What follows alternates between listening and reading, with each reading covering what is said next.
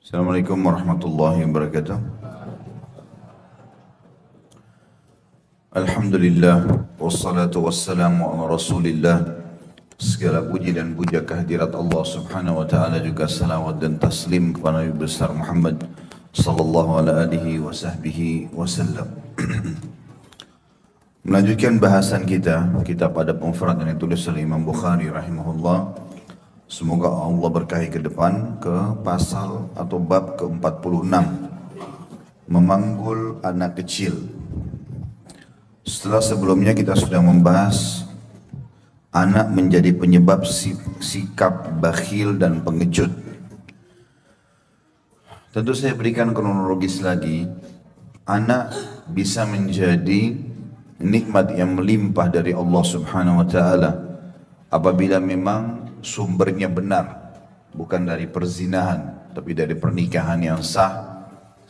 Kemudian juga sperma yang tertuangkan di rahim seorang istri yang sah itu terbentuk dari harta yang halal, makanan, minuman yang halal. Kemudian didukung setelah lahir juga lingkungan dan pendidikan yang baik, maka dia akan menjadi nikmat yang melimpah. Karena anak yang saleh dan saleha menjadi salah satu penyebab amal jariyah. Di dalam sebuah hadis yang sahih diriwayatkan juga Imam Bukhari, bahwasanya akan datang nanti orang pada hari kiamat diberikan pahala bergunung-gunung. Lalu dia kagum dan dia bertanya kepada para malaikat, amal apa ini? Saya perasaan tidak pernah kerjakan ini. Maka malaikat mengatakan, ini adalah istighfar anakmu untukmu. Tentu tidak akan mungkin sosok anak beristighfar untuk orang tuanya kalau bukan anak yang soleh ataupun soleha. Itu juga sudah kita tahu hadis Bukhari Muslim, kalau anak Adam meninggal dunia terputus semua sumber pahalanya kecuali dari 3, sedekah jariyah, ilmu bermanfaat, atau anak soleh yang mendoakannya. Atau sebaliknya, anak itu bisa menjadi musibah, bisa menjadi cobaan yang berat, bisa menjadi penyebab seseorang itu bakhil, pengecut, atau bahkan bisa menjadi penghuni neraka karena anaknya. Apabila tadi lawannya apa yang saya jelaskan di awal, memang dasarnya spermanya dituangkan ke sumber yang haram dari perzinahan, hamil dari hasil zina.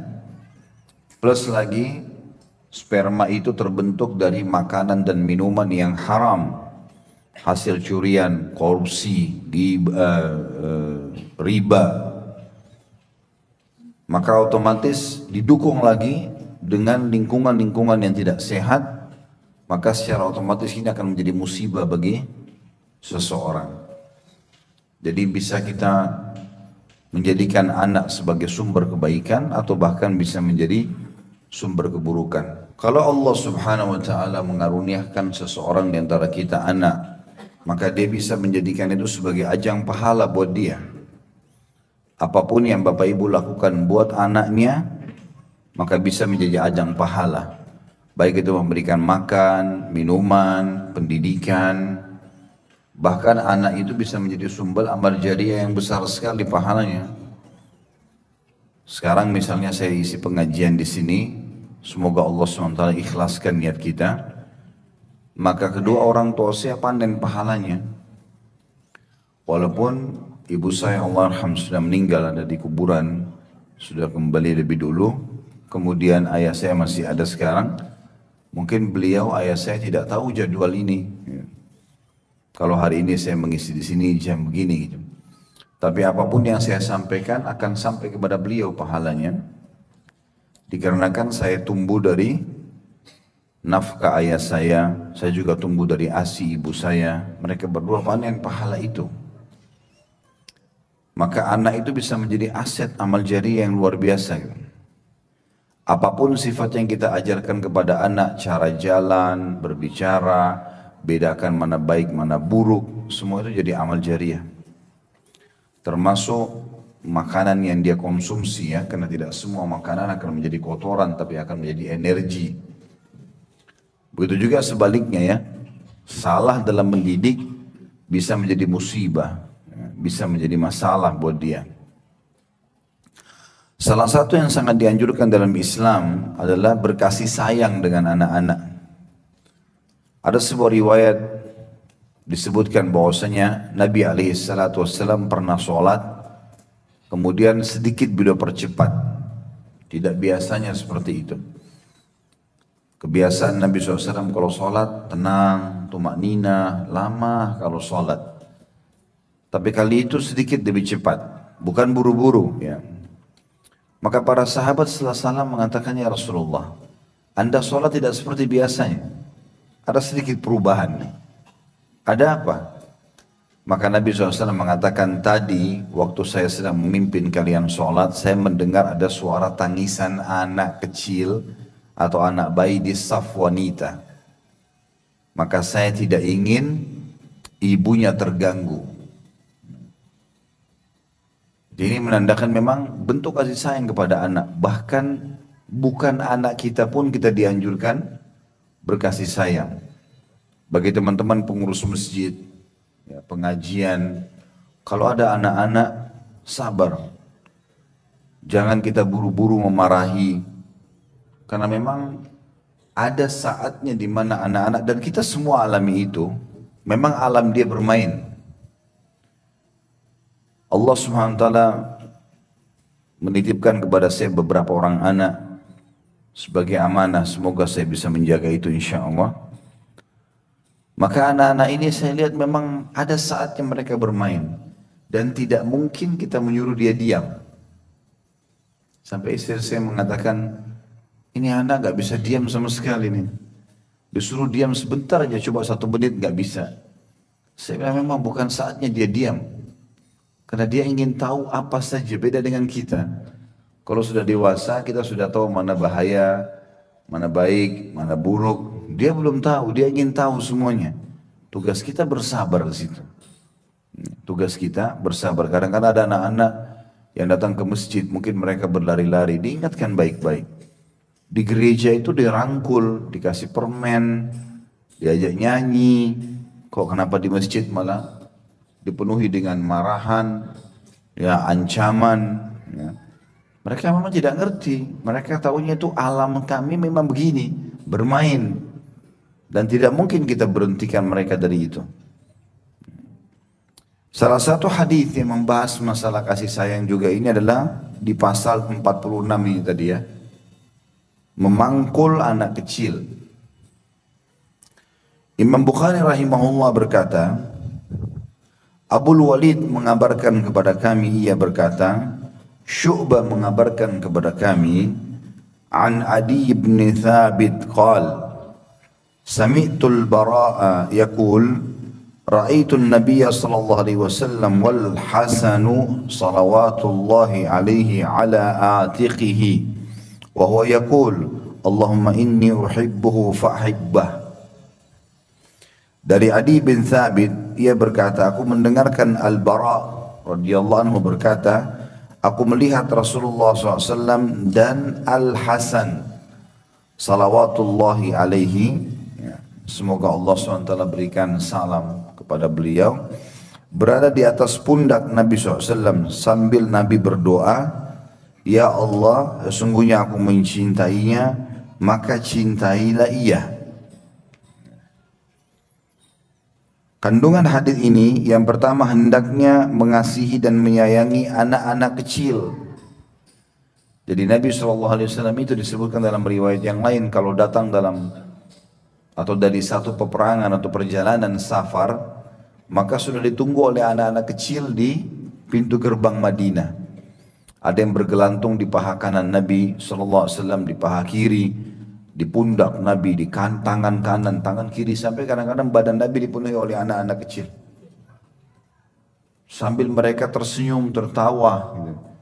Maka yang lainnya yang masih tidak bisa diangkut oleh Nabi SAW, diangkat oleh para sahabat. Ya.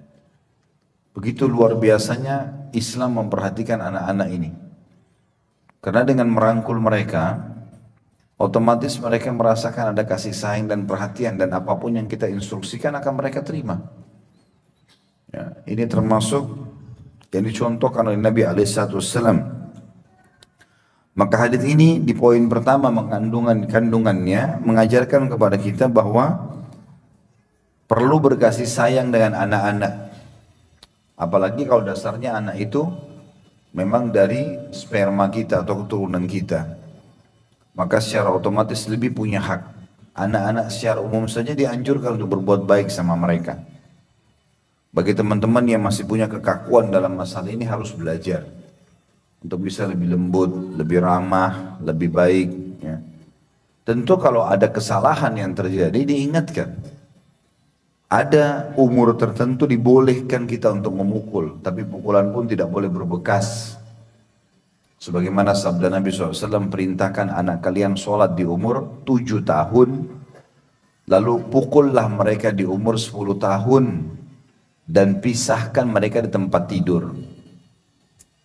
Makna daripada perintahkan mereka sholat di umur 7 tahun artinya mulai ajar. Dan makna daripada pukul mereka di umur 10 tahun maksudnya kalau tidak mau sholat. Tapi ulama pun menekankan pukulan tidak boleh berbekas. Ya. Jadi bukan dicubit sampai merah, ya. Sampai badannya luka. Ya, ada orang luar biasa kejam sekali sama anak-anak. Saya sempat dilihatkan oleh istri saya ada cuplikan di TK ya kalau nggak salah ya. Ada satu TK itu padahal guru-gurunya itu berjilbab, tapi kasar sekali sama anak-anak. Disakitin, padahal itu bukan anak dia. Sedangkan anak dia saja nggak boleh, apalagi anak orang lain, amanah. Tapi ada orang subhanallah tabiatnya kasar. Sampai pernah ada seorang sahabat orang Badui. Dia pas masuk masjid, duduk di hadapan Nabi SAW, ingin dengar Nabi sampaikan apa nih. Ternyata lewat Hasan dan Husain radhiyallahu anhuma, cucu Nabi SAW. Maka Nabi SAW pun merangkul, menciumi di depan para sahabat. Maka orang ini kaget mengatakan, apakah kalian mencium anak-anak kalian? Sungguh aku memiliki 10 orang anak, belum pernah aku cium satupun. Tidak ada yang dicium sama dia. Ada kadang-kadang ayah begitu terlalu menjaga wibawa, gak pernah sama sekali main sama anaknya. Ya. Kalau ibu-ibu sudah umum, biasanya sama-sama ya, sama anaknya. Tapi ada juga beberapa ibu-ibu yang sama sekali ya, hilang rahmat dalam hatinya. Kasar sekali. Bahkan lebih perhatian kepada handphone daripada anaknya. Ya. Anaknya dialihkan, suruh pergi ke sana. Sudahlah urus diri sendiri, yang penting dia pegang handphone. Ya. Ini keliru ini. Ya. Harusnya diperbaiki masalah itu. Apapun yang dibicarakan oleh anak, kalau dia bertanya, jangan disuruh diam ya. Karena kalau dia bertanya, dia butuh jawaban. Kalau bapak ibu tidak kasih jawaban, dia akan cari dari sumber lain. Apalagi kalau dia dapat dari sumber yang salah. Dari bacaan yang salah, dari teman yang salah, ini bahaya sekali nih. Jadi walaupun dia bertanya hal-hal yang sensitif pun, minta waktu sama dia, kemudian jawab nanti dengan jawaban yang tepat. Ya. Dengan alam anak-anaknya, biasanya anak-anak kalau dijelaskan secara umum sudah cukup. Ya. Sudah cukup. Ya. Selanjutnya yang kedua adalah kesucian kelembapan wajah anak kecil, ya. Yang dimaksud di sini sebenarnya adalah bagaimana anak kecil itu, sebenarnya kalau kita mau lihat ahli surga itu ada anak kecil yang belum balik ya. Mereka itu ahli surga. Saya bilang sama istri saya begitu. Ini anak-anak kita ini ahli surga semua. Insya Allah Allah panjangkan umur, tapi kalau meninggal masih belum balik, masuk surga udah. Itu dijamin dalam hadis banyak sekali masalah itu kan. Bahkan hadis Isra Mi'raj yang masyhur di mana Nabi SAW pada saat tiba di langit ke-7 sebelum menerima perintah sholat, beliau melihat ada seseorang yang kata Nabi SAW, ada seseorang yang mirip sekali dengan Nabi kalian ini. Di sekitarnya banyak anak-anak kecil yang lagi duduk. Lalu aku bertanya kepada Jibril, siapa orang ini? Kata Jibril itu adalah ayahmu Ibrahim. Bersamanya anak-anak muslim yang meninggal sebelum balik.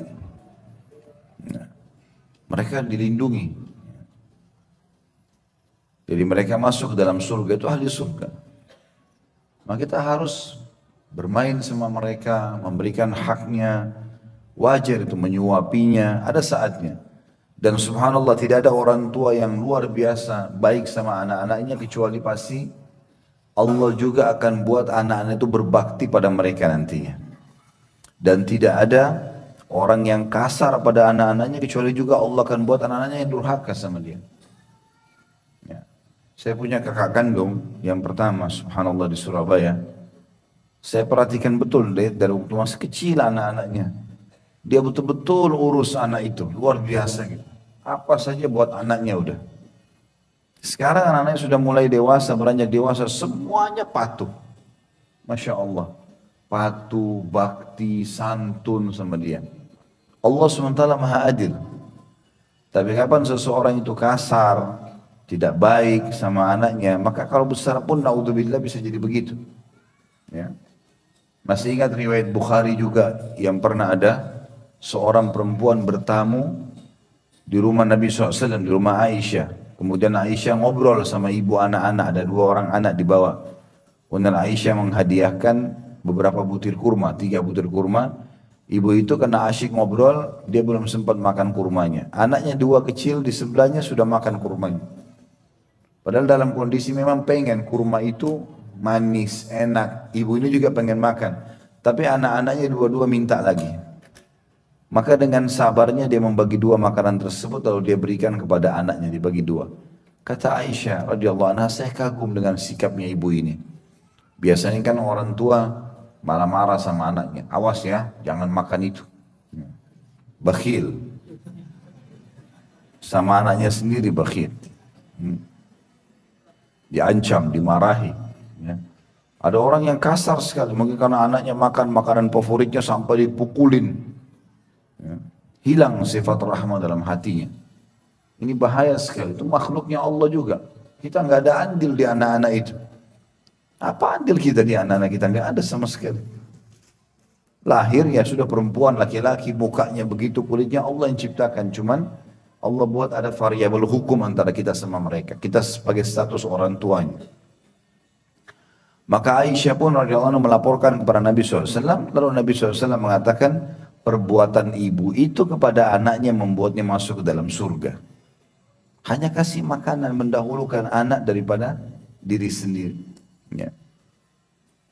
Kemudian yang ketiga, perintah agar mencintai Al-Hasan ibn Ali radhiyallahu anhum ajma'in dan penjelasan tentang keutamaan beliau radhiyallahu anhu. Jadi Hasan ibn Ali dan Husain radhiyallahu anhum cucu Nabi SAW adalah pemimpin anak-anak muda di surga.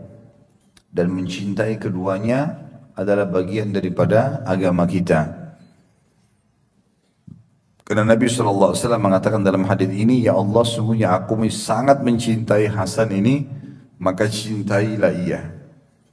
Berarti kalau seseorang mencintai Nabi SAW harus juga mencintai Al-Hasan dan siapapun yang beliau alaihi salatu wassalam cintai, baik dari para istri-istrinya, kita menghormati sebagai ibu kita ummahatil mukminin, para kerabatnya, para sahabatnya, ini semuanya kita mencintai sebagaimana Nabi SAW mencintai mereka, dan itu bagian daripada ibadah dalam agama kita. Selanjutnya adalah masih masalah anak juga di pasal atau bab ke-47 yang tepatnya hadis 87 ya. Kalau tadi yang kita baca hadis 86. Imam Bukhari berkata, Bishr bin Muhammad mengabarkan kepada kami, ia berkata, Abdullah mengabarkan kepada kami, ia berkata, Safwan bin Amr mengabarkan kepada kami, ia berkata, Haddathani Abdurrahman bin Jubair bin Nufair an abihi qal jalasna ila al-Miqdad ibn جلسنا إلى المقداد بن أسود يوما فمر بي رجل فقال طوبى لهاتين العينين اللتين رأتا رسول الله صلى الله عليه وسلم wallahi lawadidna anna ra'ayna ma ra'aita wa syahidna ma syahidta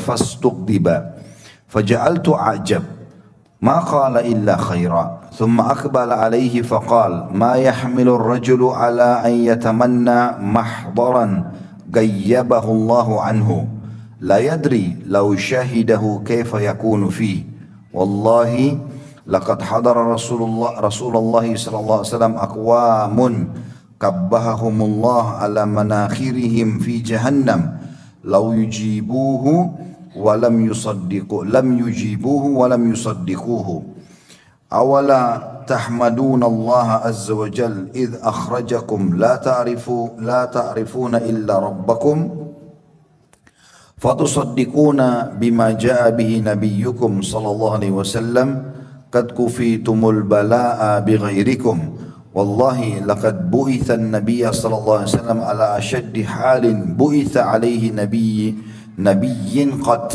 fi fatratin wa jahiliyah ma yarawna anna dinan afdalu min ibadatil awthan faja'a bi furqanin farraqa bihi bainal haqqi wal batil wa farraqa bihi bainal walidi wa waladi hatta in kana ar-rajulu la yara walidahu aw waladahu aw akhahu kafira qad fataha Allahu qufla qalbihi bil iman wa ya'lamu annahu in halaka dakhala an-nar fala taqirru 'aynuhu wa huwa ya'lamu anna habibahu fin nar wa annaha lillati qala Allahu azza wa jalla والذين يقولون ربنا هب لنا من أزواجنا وذرياتنا قرة أعين al-ayah. Artinya Abdurrahman bin Jubair bin Nufair mengabarkan kepadaku dari ayahnya, ia berkata, satu hari aku pernah duduk bersama Al-Miqdad ibn Aswad radhiyallahu anhu. Lalu seseorang melintas sambil berkata, alangkah beruntungnya kedua bola mata ini yang telah melihat Rasulullah sallallahu alaihi wasallam. Maksudnya tabi'in itu berkata kepada Miqdad, sahabat Nabi ini, beruntung sekali matamu karena pernah melihat Nabi sallallahu alaihi wasallam. Demi Allah, kami ingin melihat apa yang engkau lihat dan menyaksikan apa yang engkau pernah saksikan. Maksudnya bersama Nabi SAW. Rupanya orang tersebut membuatnya marah dan aku mulai heran melihatnya karena ia tidak mengatakan kecuali kebaikan. Artinya tiba-tiba Miqdad marah dengan ucapan itu. Miqdad lalu mendatanginya dan berkata, apa yang membuat orang itu berangan-angan hadir di tempat atau zaman yang Allah menjadikan ia tidak dapat hadir? Maksudnya kenapa orang ini malah berharap bisa hadir di zaman yang Allah memang tidak takdirkan dia? Ia tidak tahu kalau sekiranya ia hadir bagaimana sikapnya dalam menghadapinya. Demi Allah, telah terjadi pada zaman Rasulullah SAW beberapa kaum yang dibenamkan oleh Allah ke dalam neraka karena mereka tidak menyambut seruannya dan tidak membenarkannya. Apakah kalian tidak memuji Allah yang maha suci dan maha pemurah ketika Dia, Allah, mengeluarkan kalian dari keadaan tidak mengetahui sesembahan apa-apa kecuali Rabb kalian? Lalu setelah itu kalian membenarkan apa yang dibawa oleh Nabi kalian sallallahu alaihi wasallam. Allah mencukupkan bala atau cobaan pada orang-orang selain kalian. Maksudnya orang-orang ya jahiliyah dulu. Karena mereka tidak beriman sama Allah. Kalian sudah beriman. Demi Allah, sungguh Nabi SAW telah diutus dalam keadaan paling sulit yang tidak pernah seorang Nabi pun diutus dalam keadaan seperti itu. Maksudnya masa Mekah ya. Dalam kekosongan masa dan kebodohan. Mereka tidak tahu bahwa agama lebih utama daripada penyembahan berhala. Maksudnya orang-orang Quraisy itu cuma tahu yang paling baik sembah berhala. Agama yang dibawa Nabi SAW ini ditolak. Lalu Nabi SAW datang membawa Furqan atau Al-Quran yang membedakan antara yang benar dan yang salah. Dan dibedakan pula dengannya antara ayah dan anak. Maksudnya yang kafir dan yang beriman dari ayah dan anak. Hingga seseorang melihat ayahnya atau anaknya atau saudaranya yang kafir sedangkan kunci hatinya telah dibuka oleh Allah dengan iman dan mengetahui bahwa jika dia, ayahnya atau lainnya mati pasti akan masuk neraka. Lalu matanya tidak akan tentram sementara ia mengetahui bahwa orang yang dicintainya berada di neraka, dan itulah yang difirmankan oleh Allah yang Maha Suci dan Maha Pemurah, walladzina yaqulun rabbana hab lana min azwajina wa dhurriyyatina qurrata a'yun, al-ayat. Dan mereka yang selalu berdoa, wahai Rabb kami, berilah kami istri-istri dan anak-anak yang menjadi penyejuk mata. Al-Furqan 74. Hadis ini cukup panjang teman-teman, kita bedah menjadi beberapa bagian. Yang dimaksud oleh Mikdad di sini, ya, sahabat Nabi ini, rupanya beliau lagi duduk, Nabi SAW sudah meninggal. Ada beberapa tabi'in yang hidup bersama mereka. Jadi ada beberapa tabi'in sempat lewat dan mereka merasa bangga melihat Mikdad. Dan Mikdad sahabat Nabi. Maka mereka dengan niat baiknya mengatakan, sungguh beruntung matamu ini telah melihat Nabi SAW. Kami juga berharap bisa melihatmu atau bisa mengalami apa yang kau alami dulu kalau hidup bersama Nabi SAW. Tentu ini maksudnya positif ya. Karena ada juga beberapa kejadian yang lain mirip seperti ini dan didukung oleh para sahabat.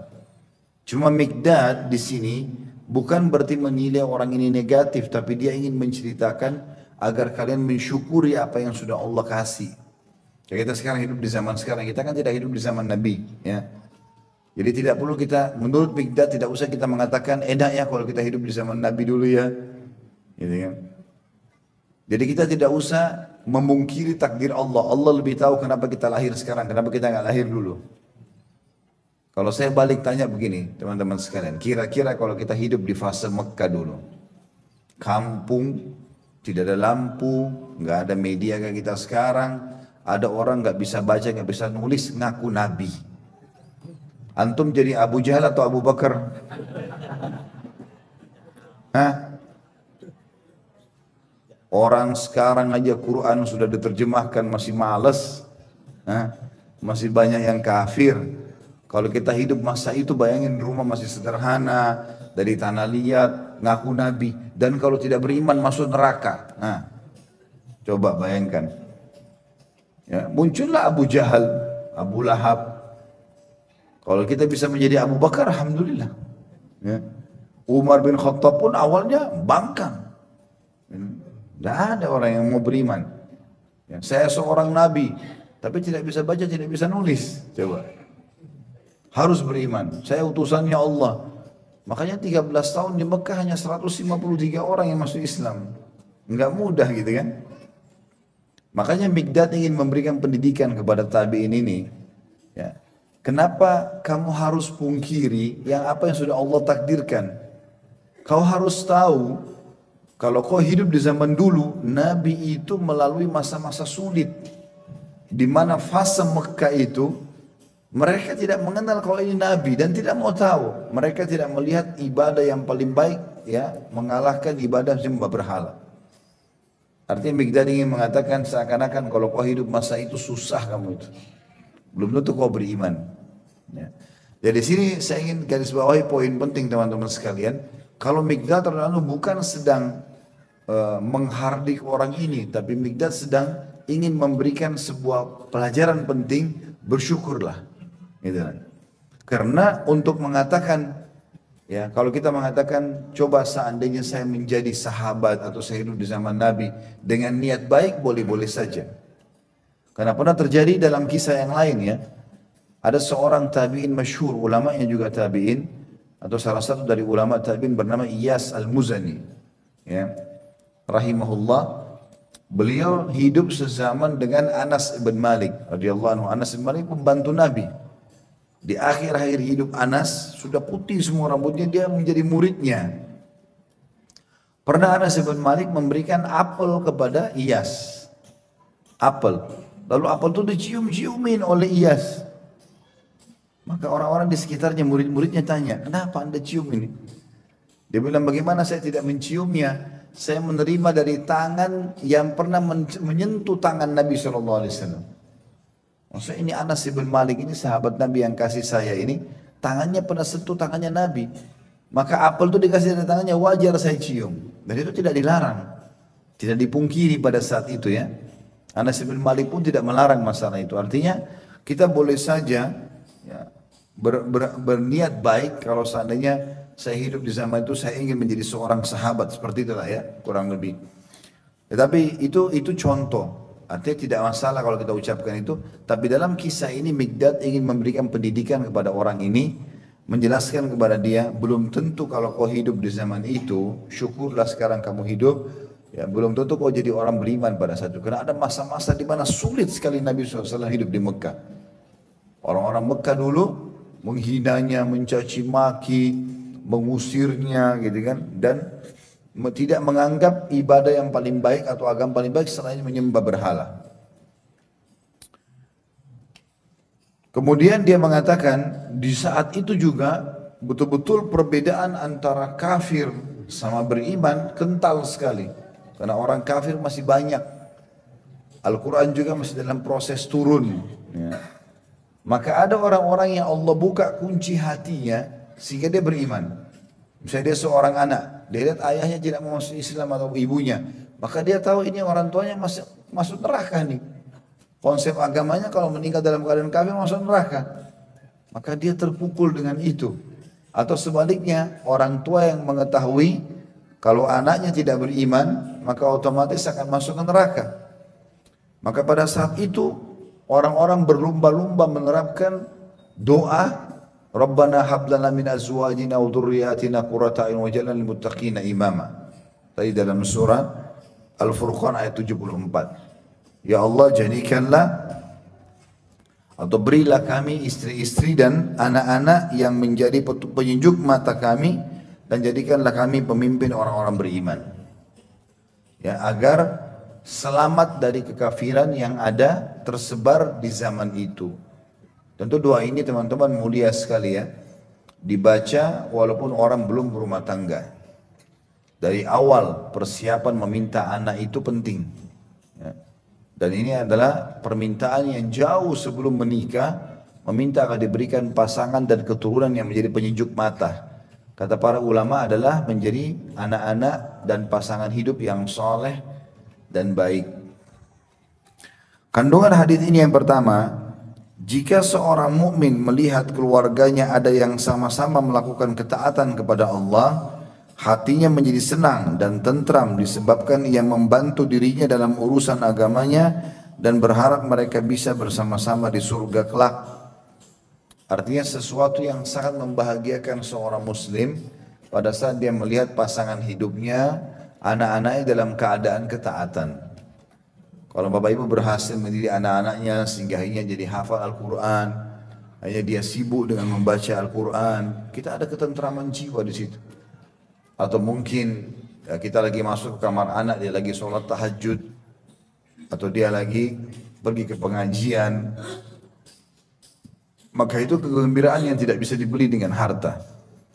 Dan itu perlu didukung dengan doa tadi dalam surah Al-Furqan ayat 74. Yang kedua, anak yang menyenangkan hati adalah anak yang soleh. Tidak semua anak bisa menyenangkan hati. Jadi kalau bapak ibu mendidik anaknya selain daripada tuntunan agama, pastikan tidak akan bisa membahagiakan. Jadi hanya tuntunan agama saja yang membuat itu. Ya. Kalau kita tanamkan dari kecil dia tuntunan agama, maka insya Allah dia akan mengejar keutamaan berbakti sama orang tua. Dan kalau orang mengejar keutamaan yang dijanjikan maka berbeda. Teman-teman hadir jauh-jauh ke masjid ini karena mungkin tahu keutamaan majelis ilmu misalnya. Maka kita mengejarnya dengan semangat karena kita tahu keutamaannya, kita mau belajar gitu kan. Atau seseorang pergi Jumat, sholat Jumat, dia buru-buru datang, segera di saat pertama ingin dengarkan khutbah. Dan dia tahu apa yang dijanjikan di situ.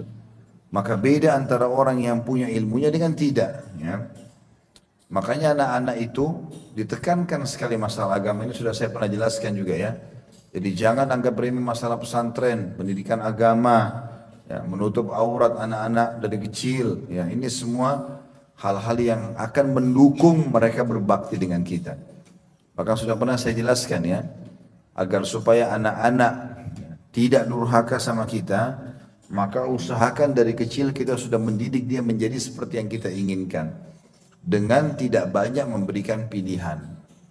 Ya, kalau kita kasih pakaian, kasih aja. Ini pakaian dari ibu ya nak, ini dari ayah, kasih aja udah suruh pakai. Biasakan dari kecil begitu. Supaya tidak ada opsi bagi dia dan kita yang mengaturnya. Sehingga kita lebih tahu ya mana yang lebih baik bagi anak tersebut. Karena memang kita lebih tahu ya. Jadi tidak benar seorang ayah 35 tahun, ibunya 30 tahun, lalu anaknya mau sekolah dibawa. Nak, kamu mau sekolah mana? Ini atau ini? Anaknya 7 tahun tidak ngerti apa-apa. Ngerti apa dia? Kalau dia kebetulan dua sekolah ini, yang satu warna hijau, yang satu warna biru, dia suka warna biru, dia bilang ini saja ayah. Hanya karena warna temboknya. Atau mungkin hanya karena ada mainannya. Dia ngerti apa? Kitanya harus ambil keputusan. Karena kita orang tua faham kurikulum. Ya. Kita tahu bisa bertanya lingkungan, jarak dari rumah ke sekolah itu dan seterusnya. Ya. Jadi jangan terbawa perasaan dengan keinginan anak-anak. Anak-anak kita kontrol. Itu termasuk bentuk kasih sayang ya. Jadi dibiasakan dari kecil. Pakaian sudah dibelikan, tinggal dipakai. Makanan sudah disiapkan. Ya. Ini bukan berarti kita tidak sayang sama anak. Kalau kita nggak tanya anak mau makan apa. Saran saya kan pernah begitu ya kepada ibu-ibu. Jadi ibu-ibu kalau mau masak, masak saja. Hidangkan buat anak-anak. Ya. Enak kita makan, ini rezeki Allah hari ini ya. Ayo bismillah makan. Tidak usah tanya anak mau makan apa. Karena kalau tanya mau makan apa, kecuali mungkin kalau dia sakit, dia lagi pengen apa mungkin lah ya. Sesekali mungkin, tapi kalau selalu berbahaya juga ini. Karena pertanyaan mengatakan mau makan apa, misalnya saya pengen makan ayam goreng ibu. Lalu besok ibunya lupa, nggak masak ayam goreng. Yang ada tempe, yang ada ikan. Pasti dia akan tanya, kenapa ibu nggak masak masakan saya? Pertanyaan ini bisa membawa kepada kedurhakaan nanti. Jadi mulai bangkang orang tuanya, kita berkata saja nggak boleh sama orang tua. Apalagi kalau sampai dia membangkang, menanyakan, menghardik, ya ibu memang tidak sayang saya. Ibu begini, ibu buat besok buat ya, mulai memerintah. Maka harusnya dihindari. Saya pernah bilang seorang ayah yang berhasil mendidik anaknya dan seorang ibu yang berhasil mendidik anaknya adalah kalau dia jalan, anaknya di belakang seperti dia. Jalannya, cara ngomongnya seperti ayahnya, seperti ibunya. Yang perempuan seperti ibunya, ibunya pakai apa, baju apa, anaknya di belakang seperti dia. Bapaknya jalan, anak laki-lakinya seperti dia. Ayahnya ke masjid dia ikut, ayahnya pakai kopiah dia ikut. Maka ini ya orang tua yang berhasil mendidik anak. Dan dengan pendidikan agama seperti ini, mereka akan jadi penyejuk mata kita, otomatis ya, akan menjadi penentram hati kita. Selanjutnya pasal ke-48 dan kita bahas hadis selanjutnya, hadis 88. Judulnya adalah orang yang mendoakan teman agar Allah memperbanyak harta dan anaknya. Termasuk sunnah Nabi SAW adalah kita mendoakan agar saudara kita muslim Allah berikan harta yang melimpah dan anak. Walaupun dasarnya dia udah punya harta atau sudah punya keturunan. Kalau ada orang sudah sukses di satu bidang, teman-teman kalau mau ikut dengan dia atau mirip sama dia, doakan dulu agar Allah tambahkan kesuksesan buat dia. Kalau orang kaya, doakan ya Allah limpahkan lebih banyak lagi hartamu buat dia. Punya keturunan ya Allah berkahi keturunan dia. Kenapa? Kan sudah ada dia sudah dapat Ustaz. Ngapain kita doain lagi? Ada hadis Nabi SAW yang berbunyi, tidak ada seorang muslim yang mendoakan saudaranya muslim yang lain kecuali ada malaikat di atas kepalanya mengatakan ya Allah, yang dikatakan gini, walaka mithlu walaka mithlu. Kau akan dapat yang sama, kau akan dapat yang sama. Jadi kalau kita doakan agar harta orang melimpah, keturunannya juga banyak, diberkahi, maka kita sedang mendoakan diri kita. Sama kalau kita doakan kehancuran, kebinasaan. Kalau memang kita dizalimi lain, tapi kalau kita sedang hasud ya, iri, maka itu berbahaya, kita sedang doakan diri kita sendiri. Ya Allah binasakan, ya Allah hilangkan hartanya misalnya. Maka itu sedang kita doakan naudzubillah diri kita. Harus hati-hati masalah ini. Hadisnya adalah Imam Bukhari berkata rahimahullah, Musa bin Ismail mengabarkan kepada kami, ia berkata Sulaiman bin Mughirah mengabarkan kepada kami dari Thabit an Anas qal dakhaltu ala Nabi sallallahu alaihi wasallam yawman wa ma huwa illa ana wa ummi wa ummu حرام خالتي إذ دخل علينا فقال لنا ألا أصلي بكم وذاك في غير وقت صلاة فقال رجل من القوم فأين جعل أنسا منه فقال جعله عن يمينه ثم صلى بنا ثم دعا لنا يعني أهل البيت بكل خير من خير الدنيا والآخرة فقالت أمي يا رسول الله خويديمك ادعو الله له فدعا لي بكل خير كان في آخر دعائه أن قال اللهم أكثر ماله وولده وبارك له. Dari Anas radhiyallahu anhu, beliau berkata, jadi Anas bin Malik ini pembantu Nabi ya. Suatu hari aku pernah masuk kepada Rasulullah SAW, maksudnya mengunjungi beliau di rumahnya. Saat itu tidak ada seorang pun kecuali aku, ibuku dan Ummu Haram, saudara perempuan ibuku. Ketika menemui kami, beliau SAW bertanya, apakah sebaiknya aku sholat bersama kalian? Padahal saat itu bukan waktu sholat. Lalu salah seorang dari kami bertanya, lalu di mana Anas ditempatkan?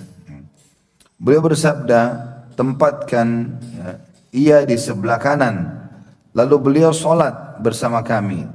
Beliau kemudian mendoakan kami sekeluarga agar mendapatkan segala kebaikan di dunia dan akhirat. Ibuku lalu berkata, wahai Rasulullah, doakanlah agar pembantumu ini, maksudnya Anas. Beliau lalu mendoakanku agar mendapatkan segala kebaikan. Di akhir doanya, beliau bersabda, ya Allah, perbanyaklah harta dan anaknya, dan berkahilah dia. Hadis ini memiliki beberapa kandungan. Yang pertama, termasuk tanda-tanda kenabian Nabi SAW adalah bahwa Allah mengabulkan doa beliau. Ini poin pertama. Tapi sebelum saya bahas ini, hadis ini teman-teman kisahnya adalah Anas bin Malik bersama ibunya dan juga tantenya pernah satu kali mendatangi rumah Nabi SAW. Lalu Nabi SAW waktu lihat mereka, Nabi SAW senang. Ya. Kenapa senang? Karena ibunya Anas memang menghibahkan Anas, mengatakan ya, atau memberikan Anas untuk menjadi pembantu Nabi SAW. Di awal-awal Nabi SAW hijrah di Madinah, maka ibunya Anas membawa Anas sambil mengatakan, hai ya Rasulullah, ini Anas anakku menjadi pembantu anda, silahkan suruh apa saja. Dan Anas bin Malik ini menjadi pembantu di rumah Nabi SAW 10 tahun. Dari umur 9 tahun sampai 19 tahun. Sampai Nabi SAW meninggal. Dan beliau yang meriwayatkan hadis banyak, ya, terutama berhubungan dengan masalah sikap-sikap dan akhlak Nabi SAW. Di antara hadisnya hadis Bukhari Muslim, aku bekerja 10 tahun di rumah Nabi SAW, belum pernah aku dengarkan sekalipun Nabi SAW menghardik, berkata kasar, baik kepada para istrinya ataupun pembantunya. Dan tidak pernah Nabi SAW mengatakan, kenapa kau tidak mengerjakan ini, kenapa kau kerjakan seperti itu. Dan Anas juga mengatakan, satu waktu pernah Nabi SAW punya hajat dan aku disuruh khusus untuk membeli hajat itu. Maka aku keluar dari rumah Nabi SAW, di halaman masjid aku temukan banyak anak-anak yang sebaya dengan aku. Masih umur 10 tahun, 11 tahun gitu. Lalu aku pun bermain-main sama mereka, lupa hajat Nabi SAW. Maka tiba-tiba aku mendengar dari belakang ada suara yang mengatakan, ya Unais. Jadi orang Arab itu kalau memanggil orang panggilan sayang, dia memperkecil namanya. Disilakan dengan memperkecil, ismu tasghir. Jadi kalau Anas jadi Unais, ya. Maka Nabi SAW panggil Anas, pembantunya yang sudah jelas-jelas sedang disuruh beli sesuatu, tapi dia rupanya singgah bermain. Kata Nabi SAW, wahai Unais, tidakkah kau selesaikan dulu hajatku, baru kemudian kau bermain? Ini akhlak yang mulia gitu kan. Yang jelas Nabi SAW sangat senang dengan Anas dan ibunya, karena ibunya ini menghadiahkan atau memberikan anaknya Anas untuk membantu Nabi SAW. Maka sebagai bentuk terima kasih, Nabi SAW mengatakan, saya akan sholat bersama kalian.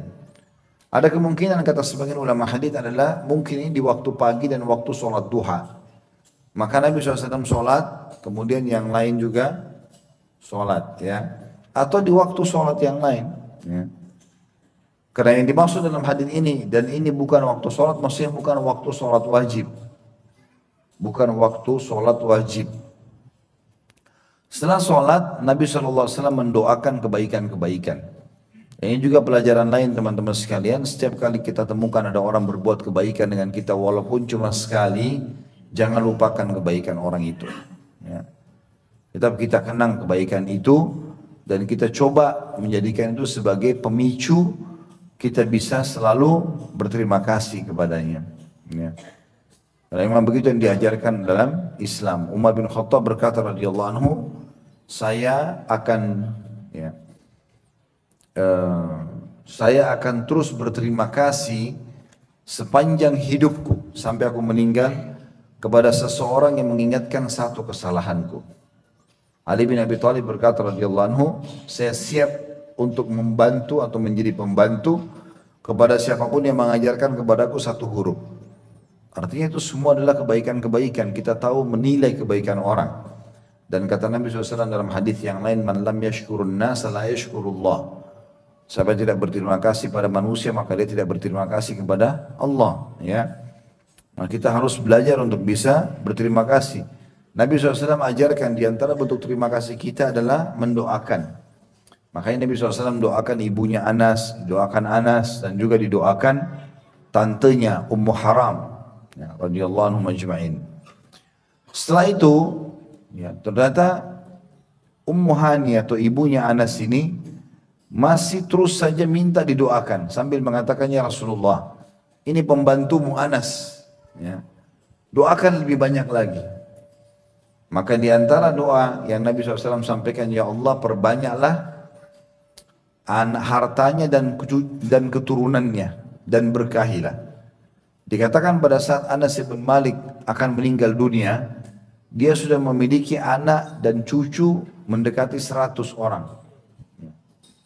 Allah Subhanahu wa taala berkahi. Karena banyaknya keturunannya, maka sesuai dengan doa Nabi alaihi salatu wassalam.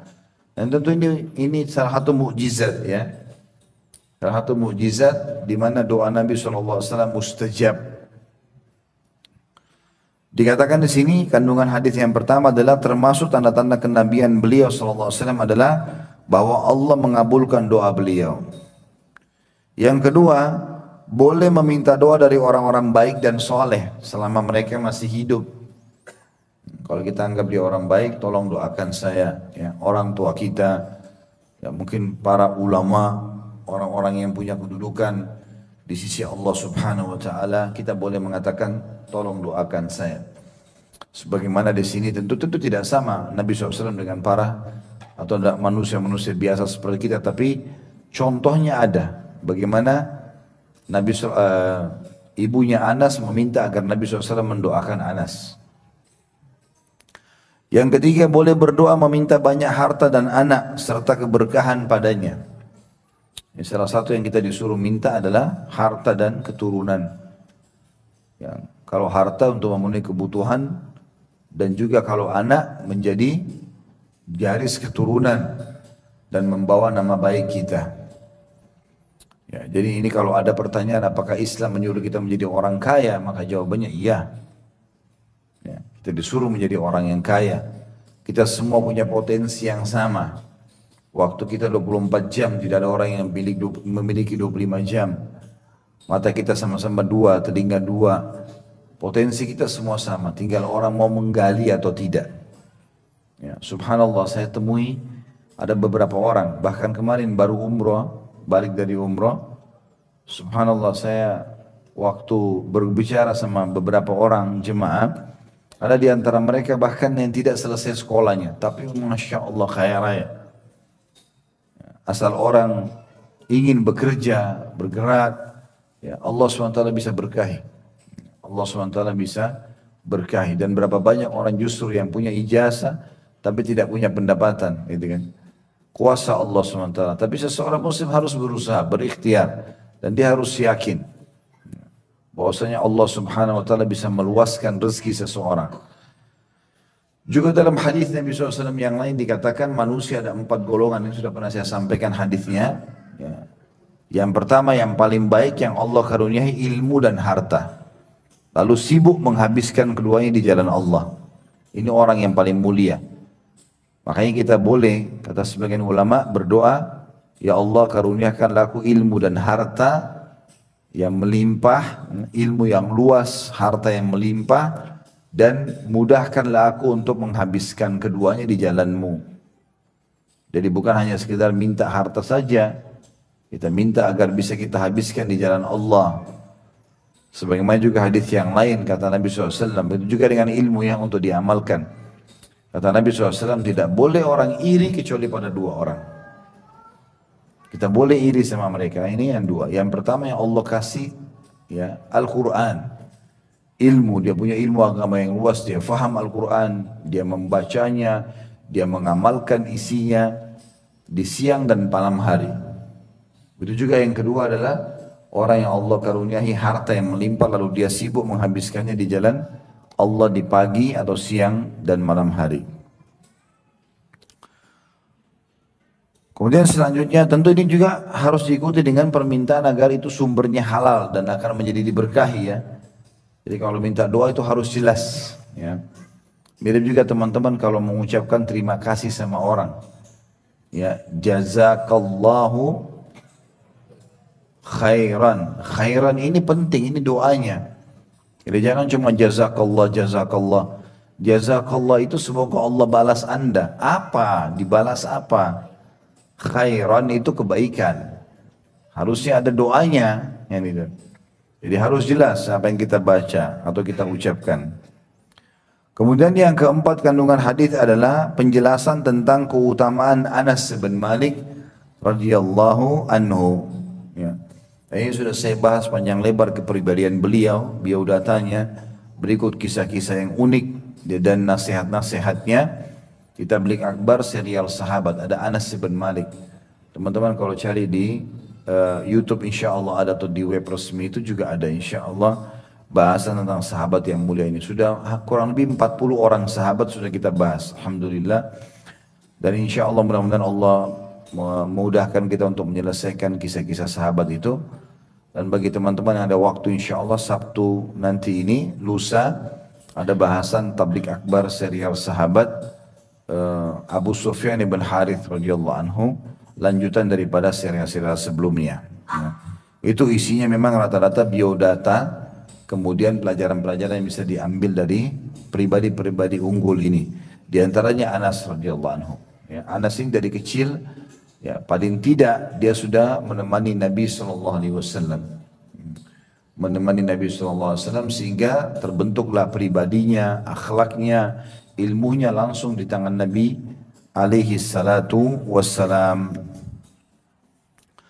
Selanjutnya adalah pasal atau bab ke-49, ibu adalah orang yang penuh kasih sayang. Ini hadis sudah kita bahas tadi, ya, tapi saya bacakan karena ini memang kita lewatin sekarang.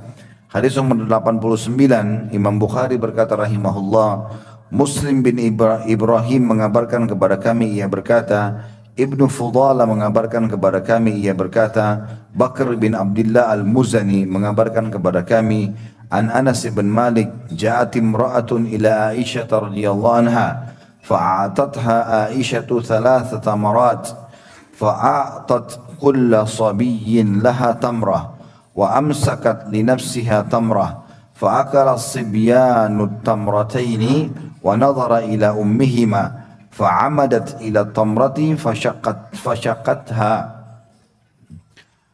فأعطت كل صبي نصف تمرة فجاء النبي صلى الله عليه وسلم فأخبرته عائشة فقال وما يعجبك من ذلك لقد رحمها الله برحمتها صبيهما atau sabiyaiha. Dari Anas bin Malik radhiyallahu anhu, beliau berkata seorang wanita menemui Aisyah radhiyallahu anha. Aisyah memberinya 3 buah kurma. Ia lalu memberikan masing-masing 1 kurma kepada kedua anaknya. dan ia memegang satu kurma untuk dirinya sendiri, maksudnya diri ibu itu. Setelah kedua anaknya memakannya, mereka memandangi ibunya, lalu ibunya membagi kurma tersebut yang sisa di tangannya menjadi dua bagian dan memberikannya kepada kedua anaknya. Ketika Rasulullah SAW datang, Aisyah mengabarkan hal tersebut kepada beliau, maka beliau SAW bersabda, "Mengapa engkau heran? Allah telah merahmatinya karena kasih sayangnya kepada kedua anaknya." Jadi maksudnya di sini adalah hadis, kita bahas dalam kandungan langsung. Kandungan yang pertama, orang yang membutuhkan boleh meminta guna memenuhi kebutuhannya. Ya, kalau memang betul-betul darurat, dia tidak bisa lagi kecuali harus minta karena miskinnya, maka boleh dia buka pintu meminta-minta. Ya, karena di sini perilaku anak tersebut minta kepada orang tuanya tidak ditegur oleh Nabi SAW. Begitu juga dengan perempuan ini pada saat datang ke Aisyah, ada hajat, dia ingin sampaikan kepada Aisyah radhiyallahu anha majma'in untuk memenuhi hajatnya. Yang kedua, kedermawanan Aisyah radhiyallahu anha karena ia lebih mengutamakan orang lain dengan memberikan sesuatu yang ia miliki. Di waktu itu kebetulan Aisyah radhiyallahu anha ummul mukminin hanya punya 3 butir kurma, nggak ada lagi yang lain. Dia pun belum makan, lalu dia memberikan kepada ibunya dengan anak-anaknya gitu ya. Kalau masih ingat juga pernah saya sampaikan riwayat tentang kedermawanan ummul mukminin Aisyah radhiyallahu anha. Beliau pernah mendapatkan dari Muawiyah radhiyallahu anhu, sahabat Nabi yang mulia, 8.000 dirham. Kemudian Aisyah sibuk membagi-bagikannya. Ya, ini jumlahnya besar sekali. Dibagi-bagikan dari pagi sampai sore. Setelah habis sore hari pas mau buka puasa nggak ada lagi makanan. Dia dengan sama pembantunya, "Ada makanan nggak?" Kata pembantunya, "Tidak ada." Kata Aisyah, "Kenapa kau tidak bilang? Biar saya sisahkan dari uang itu." Maka kata pembantunya, "Saya melihat Anda sibuk membagikannya, maka saya tidak mau memberhentikan itu." Jadi saking dermawannya seperti itu. Dan juga pernah Aisyah radhiyallahu anha mau berbuka puasa, sebentar lagi azan maghrib, ternyata ya, yang tersisa di rumah hanya roti kering sama minyak saja. Jadi kalau roti kering dicelupkan ke minyak, nggak ada rasanya sama sekali. Ya. Tapi nggak ada lagi, itu untuk buka puasa. Maka yang terjadi pada saat itu ada orang yang ketuk pintu, orang miskin. Lalu pembantu Aisyah membuka, waktu dibuka ternyata orang miskin minta makanan. Aisyah memberikan isyarat kepada pembantunya, suruh ambil roti kering ini sama minyak, kasih ke orang itu. Jadi tidak lagi makanan sama sekali.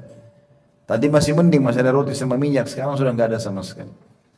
Maka kata perempuan itu tadi, pembantunya, dia mengatakan, "Wahai ummul mukminin, andai saja kita minta maaf sama orang itu, karena nggak ada makanan, mau buka puasa." Kata Aisyah, "Nggak usah khawatir, pasti Allah kan ya, gantikan kita." Baru berapa langkah orang miskin itu jalan, tiba-tiba ada orang yang ketuk pintu rumah Aisyah radhiyallahu anha dalam membawa makanan di nampan yang besar, roti-roti gandum dengan kambing yang utuh, bisa makan sampai 10 orang. Dan dikasih za'faran, wangi-wangian lah gitu kan. Nah subhanallah, pada saat masuk makanan tersebut azan maghrib. Maka Aisyah pun sama pembantunya makan berdua. Sampai udah kenyang, masih banyak tersisa. Lalu kata Aisyah sambil tersenyum kepada pembantunya mengatakan, "Ini lebih baik daripada roti keringmu tadi." Artinya Allah SWT akan kasih. Wahai manusia-manusia yang bakhil, sedekahlah, Allah pasti ganti. Jangan bersedekah karena daripada rusak, daripada dibuang. Enggak, kita memberikan apa yang kita suka. Ya. Dermawan adalah kebaikan. Dan bagi teman-teman yang punya masalah seberat apapun, ya, perbaiki masalah Anda dengan sedekah. Sakit yang tidak sembuh, ya, seringnya sumpah, permasalahan apapun sedekah.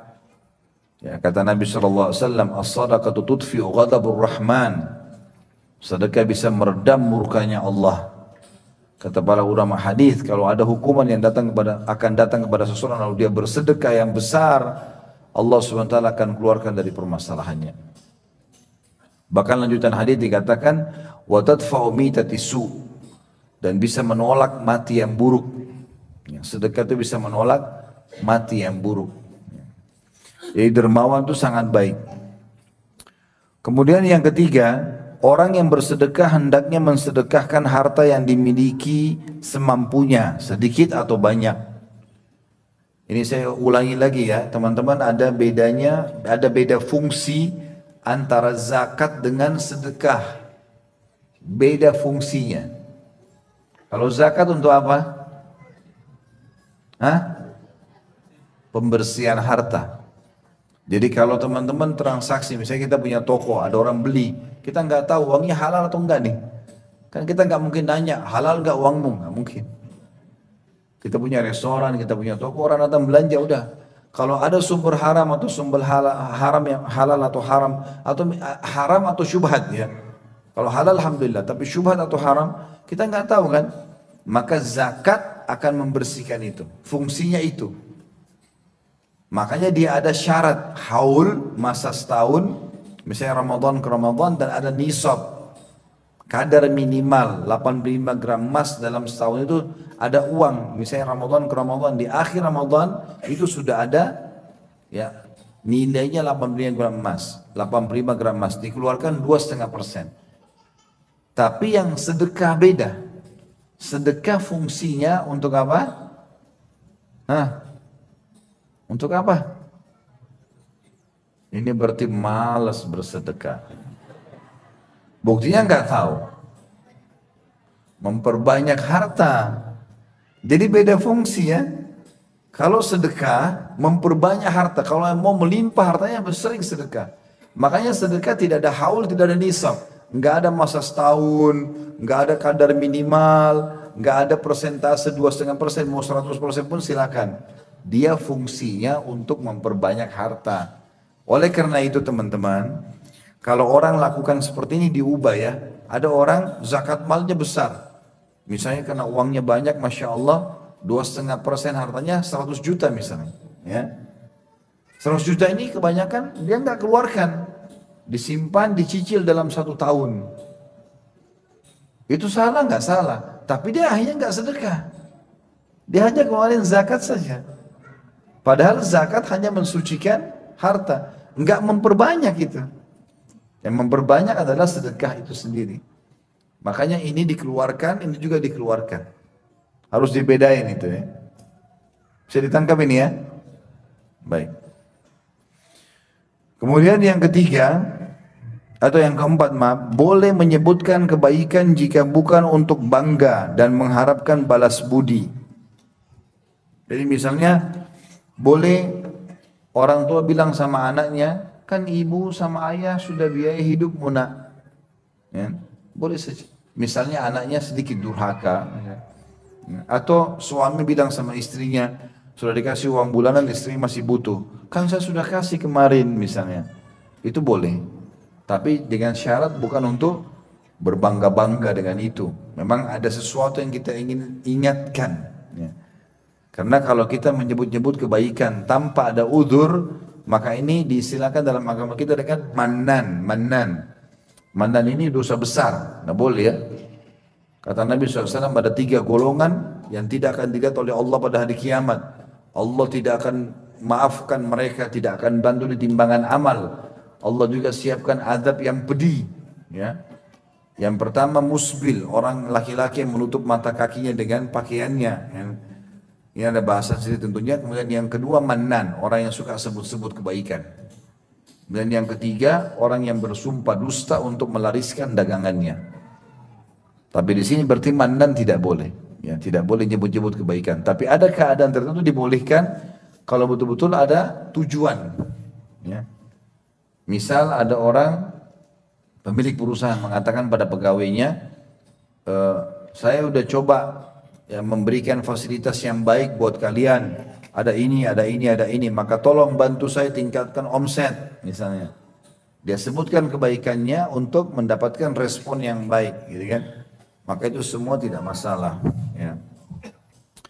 Yang terakhir, yang kelima, Allah hanya menyayangi para hambanya yang penyayang. Jadi kalau dalam hadisnya dijelaskan Ar-rahimuna yarhamuhumur rahman. Orang-orang yang suka berkasih sayang akan kasih sayangi juga oleh Allah Subhanahu wa taala. Ya. Oleh Allah Subhanahu wa taala. Jadi kita harus berkasih sayang teman-teman, walaupun terhadap diri kita, keluarga kita, lingkungan, bahkan pada hewan-hewan, tumbuh-tumbuhan, semua itu kita dianjurkan untuk berkasih sayang. Dalam hadisnya dikatakan irhamu man fil ardi yarhamkum man fis sama. Berkasih sayang atau kasihanilah yang di bumi, maka yang di langit akan mengasihi kalian.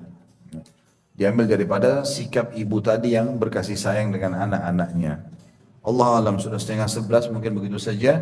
Sampai ketemu insyaAllah Kamis akan datang. Subhanakallahumma bihamdika asyhadu an la ilaha illa anta astaghfiruka wa atubu ilaik. Wassalamualaikum warahmatullahi wabarakatuh.